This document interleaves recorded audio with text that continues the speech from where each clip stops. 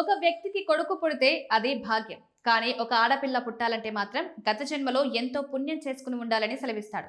ఎవరింట్లో అయితే పవిత్రత, స్వచ్ఛమైన ప్రేమ, ధర్మం ఉంటాయో అలాంటి ఇళ్లలోనే ఆడపిల్లలు అడుగు పెడతారని కృష్ణుడు వివరిస్తారు.